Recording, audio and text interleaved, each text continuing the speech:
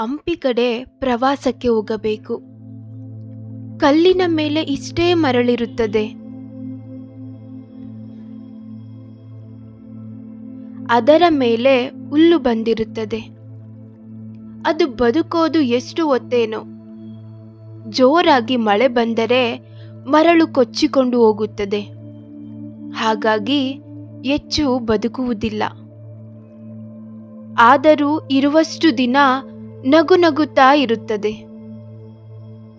ಅದ್ಯಾಕೆ ಮಲ್ಲಿಗೆ ಹೂವು ಬದುಕೋದು 12 ತಾಸು ಅಷ್ಟೇ.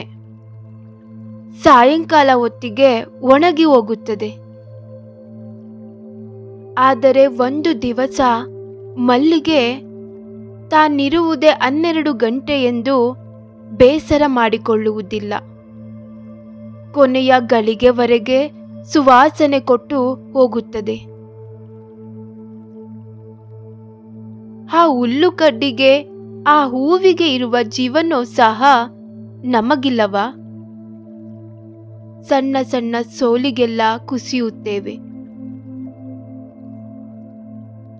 ಅಂಕ ಕಡಿಮೆ ಬಂತು ಎಂದು ಆತ್ಮಹತ್ಯೆ ಮಾಡಿಕೊಳ್ಳುವುದು, ಮನೆ ಬಿಟ್ಟು ಓಡಿ ಹೋಗುವ ಮಕ್ಕಳು ಅದನ್ನು ನೋಡಿ ಕಲಿಯಬೇಕು.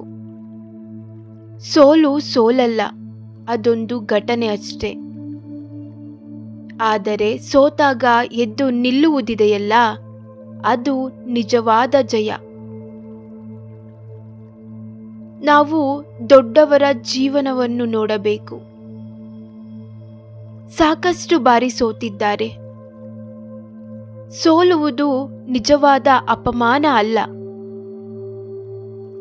ಆದರೆ ಸೋತಾಗ ಎದ್ದು ನಿಲ್ಲದಿರುವುದು ನಿಜವಾದ ಅಪಮಾನ.